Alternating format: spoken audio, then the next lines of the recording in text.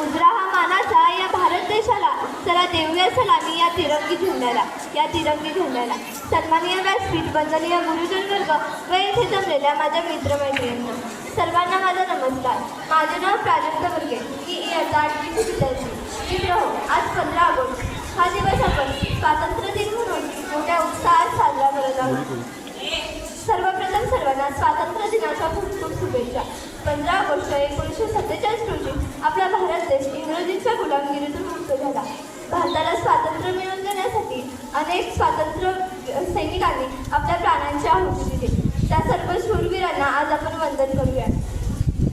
स्वातंत्र्य दिन हा एक भारतीयातील राष्ट्रीय सण आहे. मला माझ्या भारत देशाचा खूप अभिमान वाटतो. शेवटी जाता जाता